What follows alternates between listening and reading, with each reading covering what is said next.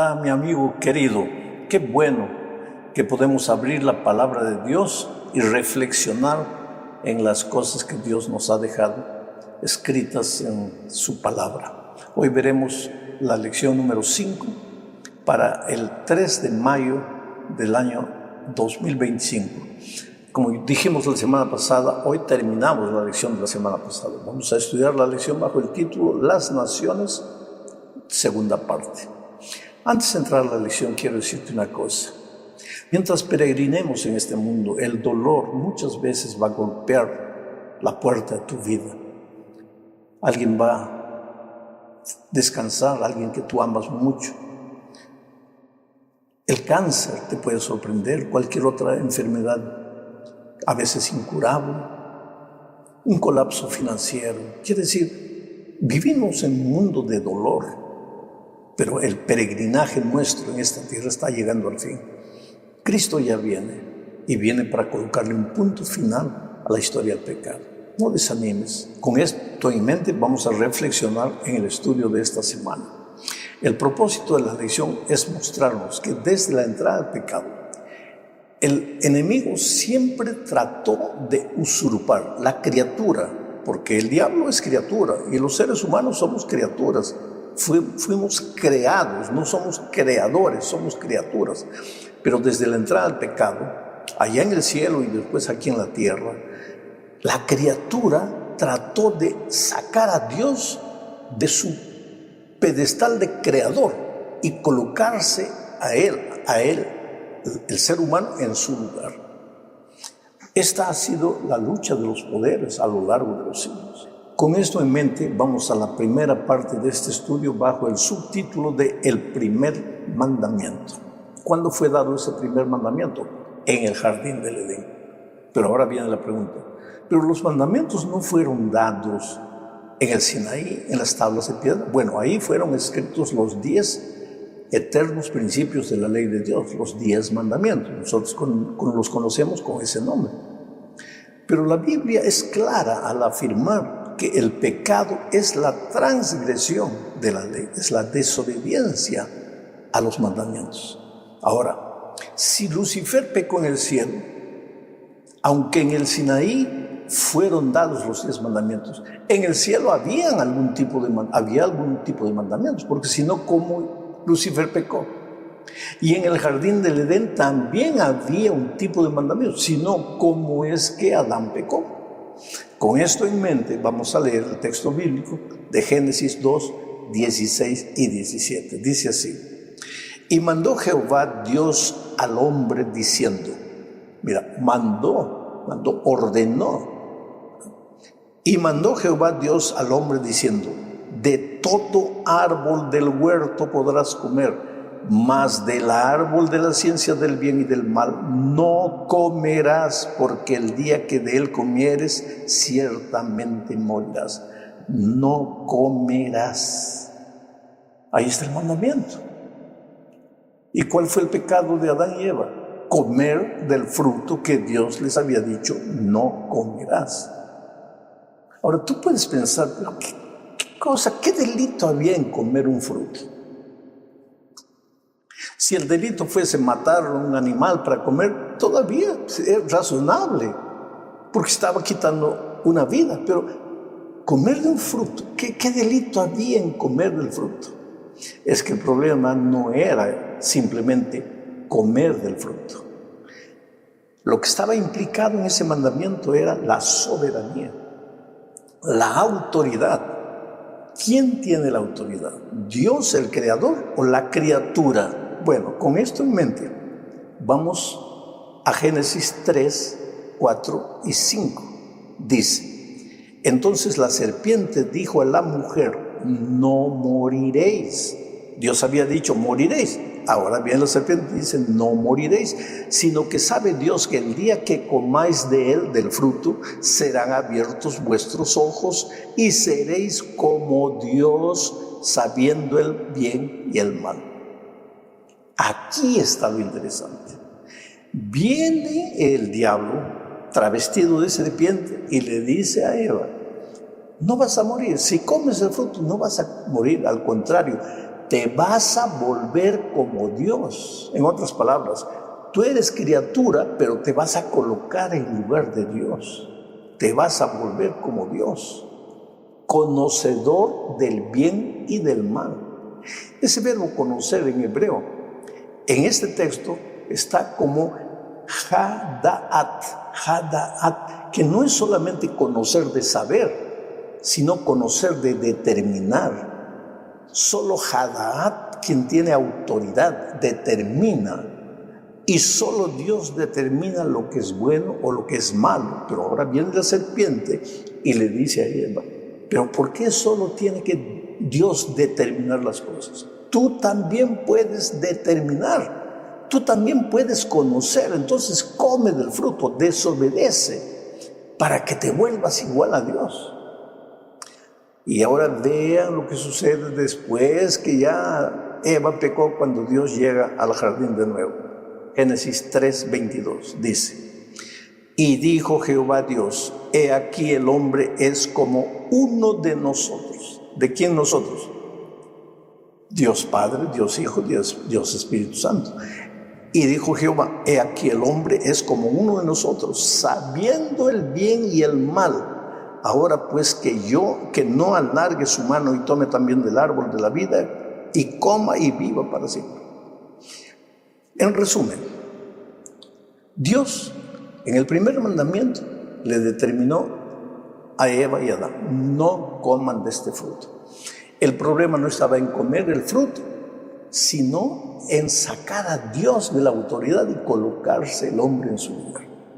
Viene la serpiente y le dice a Eva: si comes no vas a morir. Dios te ha dicho que vas a morir, no vas a morir. Al contrario, te vas a volver igual a Dios. Te vas a transformar en tu propio Dios, determinador del bien y del mal, conocedora del bien y del mal. Tú vas a ser tu propia autoridad. Y después que Adán y Eva pecaron, viene Dios y dice: el hombre se ha vuelto como uno de nosotros. Quiere decir, el hombre ha intentado ocupar nuestro lugar, nos ha sacado de la autoridad, se ha colocado él. Él no quiere hacer lo que Dios dice. Él, el ser humano, quiere hacer lo que el propio ser humano determina, y por eso no puede permanecer aquí, porque si no el mal va a durar eternamente. ¿Y por qué? Porque ahí estaba el árbol de la vida eterna. Tú te das cuenta que el primer pecado del ser humano fue el intentar colocarse en el lugar de Dios. Dios dice una cosa, el hombre dice otra cosa. Dios advierte algo, pero el hombre dice implícitamente, inconscientemente dice así: bueno, tú puedes decir lo que quieras, pero yo voy a hacer lo que yo quiera. A mí no me importa lo que tú dices, a mí me importa lo que yo siento, lo que yo creo, lo que yo pienso. Y esa ha sido la guerra a lo largo de los años. Y hoy más que nunca el hombre intenta sacar del escenario de su existencia a Dios y él colocarse como su propia autoridad. Dios determinó las cosas como Él las determinó, pero el hombre quiere determinar como la mayoría determina. Y ni es la mayoría, es la minoría, pero que quiere ser mayoría. La minoría bulliciosa, la minoría escandalosa, que quiere que la mayoría acepte su manera de pensar. Ay de ti si tú quieres defender los principios divinos escritos en la Biblia. Ahí pasa a ser políticamente incorrecto. Esta es la cultura de nuestros días. Y esto es lo que tenemos que entender. Ahora vamos a Daniel 2. Aquí vemos el desfile de las naciones. El desfile de los soberanos que no tienen en cuenta a Dios para nada, pero que quieren hacer su propia voluntad y consecuentemente llevan su pueblo también a seguir sus caminos de transgresión. Voy a leer Daniel capítulo 2, 27 y 28. Dice: Daniel respondió delante del rey diciendo: el misterio que el rey demanda ni sabios, ni astrólogos, ni magos, ni adivinos lo pueden revelar al rey. Pero hay un Dios en los cielos, el cual revela los misterios, y él ha hecho saber al rey Nabucodonosor lo que ha de acontecer en los postreros días. He aquí tu sueño y las visiones que has tenido en tu cama. Una noche Dios le dio un sueño al rey Nabucodonosor de Babilonia. Él soñó una estatua gigantesca que tenía la cabeza de oro, el pecho y los brazos de plata, el vientre, las piernas de bronce y los pies mezclados, hierro con barro.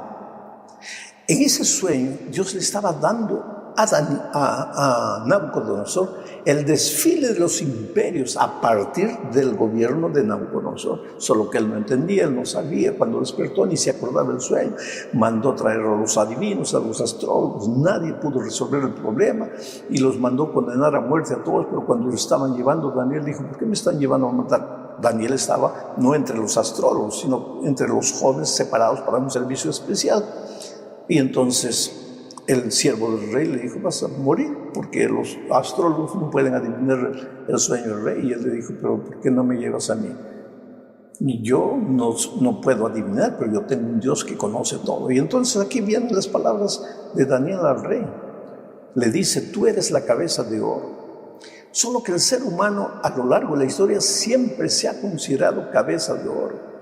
Inclusive después de este incidente, Nabucodonosor manda construir una estatua gigantesca toda de oro y obliga a todo el mundo a se arrodillar ante esa estatua, como si él pensara así: en mi sueño Dios dice que yo soy la cabeza, pero ¿por qué tengo que ser la cabeza? Yo quiero ser toda la estatua. Entonces se hizo la estatua de oro, porque así es el ser humano.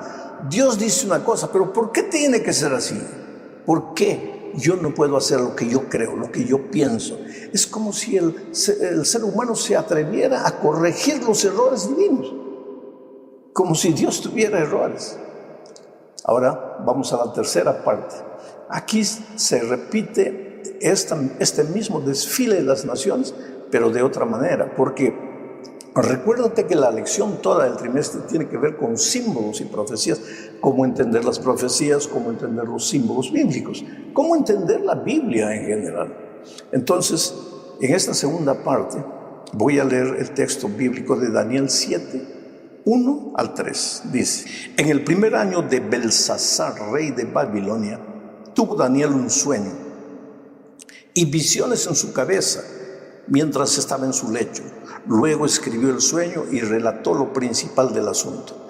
Daniel dijo: miraba yo en mi visión de noche, y he aquí que los 4 vientos del cielo combatían en el gran mar, y 4 bestias grandes, diferentes la una de la otra, subían del mar.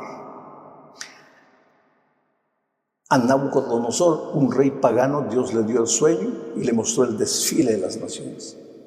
Ahora Dios le da una visión a Daniel, su siervo, y le muestra el mismo desfile de las naciones, solo que en la visión de Daniel ya no hay una estatua con cabeza de oro, brazos y plata, de brazos y pecho de plata, vientre y muslos de bronce. No, sino que a Babilonia es simbolizada por un león con alas de águila en la visión de Daniel.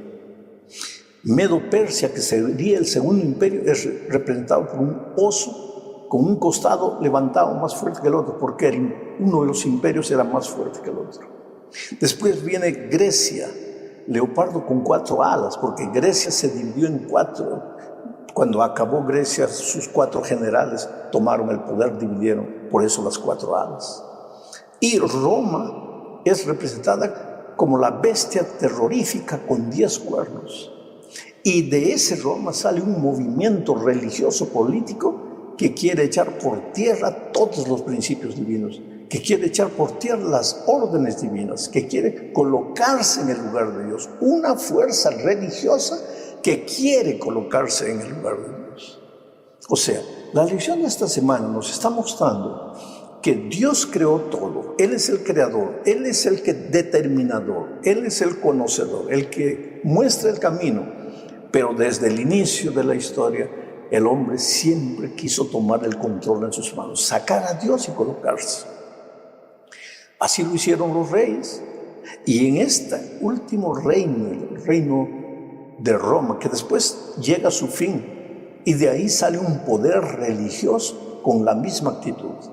Dios ha dicho esto pero la Santa Madre Iglesia dice esto. Dios ha ordenado esto, pero la tradición dice esto. Quiere decir, Dios no es el soberano, es el hombre el que coloca sus opiniones humanas.